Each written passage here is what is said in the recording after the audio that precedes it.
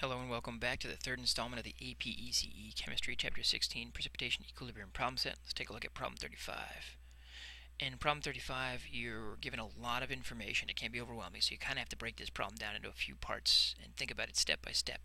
First, you make a solution by mixing 125 milliliters of 0.1 molar silver or gold nitrate and 225 milliliters of 0.049 molar silver nitrate. Then you add 25 milliliters of 0.01 molar hydrochloric acid. You're given the KSP of the gold chloride that could form from after the addition of the hydrochloric acid, and you're asked when equilibrium is established, will there be a precipitate, will there be no precipitate, will it just be the silver chloride, will it be gold chloride, or will it be both? You're actually going to have to look up the KSP value for the silver chloride, but we have that on the next slide. So my first advisement on this one is to try to calculate your concentrations of the gold ion, the silver ion, and the chloride ion within the entire solution. So you're adding 125 milliliters to 225 milliliters to 25 milliliters. Your whole solution is 0.7375 liters total. Using your dimensional analysis, you can get your calculation for your molarity of the gold, 0.033, for the silver, 0.0294, and for the chloride 0.000667 molar. Notice they're taking into account the total volume solution of the 375 milliliters or 0.375 liters. Now, armed with that information, you can try to calculate your Q for gold chloride and your Q for silver chloride, and then compare those back to KSPs. So your KSP expression would be the concentration of the two ions multiplied by each other, not raised to a power because they're in a 1-to-1 ratio in the balanced equation. But you find your Q for the gold chloride to be 2.2 times 10 to the negative fifth, and you find your Q for the silver chloride to be 2.0 times 10 to the negative fifth, both very close. And you'll notice that they're both much larger than the KSP, their respective KSPs. As such, that would make you think that this is going to have both things precipitate. But even though it seems like both things will precipitate, the gold chloride has a much smaller KSP value.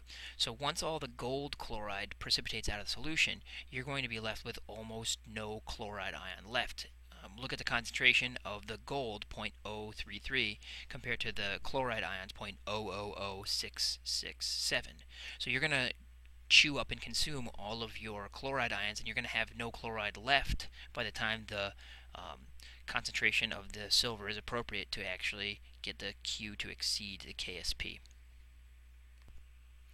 Let's take a look at problem number 41. In problem 41, you're asked to write an equation, specifically net ionic, for which hydroxide will do something with a couple of possibilities. In the first one, you're told to make hydroxide precipitate with antimony 3+. So it's going to be an equilibrium expression. This is a relatively insoluble substance if you check your solubility rules. So the antimony will combine with 3 hydroxides to make antimony SpOH3 as a solid. In part B, you're combining antimony 3-hydroxide, but getting it to dissolve when more OH is added. So that should go against your instincts on this one. If you're adding more hydroxide to this, if you look at the equilibrium in part A, that should make more solid. Since it's saying that you're supposed to make more of it dissolve, you must be forming a complex ion. So the complex ion, a convenient complex ion with antimony and hydroxide, is one where it's complexed with 4 hydroxide, so SbOH4 minus. If you picked a different variety of complex ion at the end, but still had a complex ion, you're in a really good spot for this kind of problem. For part 3, you're combining antimony Sb3 plus to form a complex ion. Again, same complex ion, similar process here. Alright, let's take a look at problem number 49.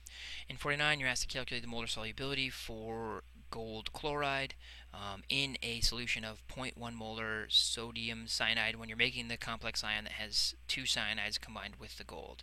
So you're supposed to ignore all the other equilibrium sets, and you are given a Kf for the complex ion. So I say write out your 2 equations here, and then you get a third combined equation, and that can give you your third combined K value by multiplying the 2 other K values. Then you plug into the K expression for the third overall equation, put in your S's, solve for your unknown S's, and you get a solubility of 6.3 times 10 to the 11th.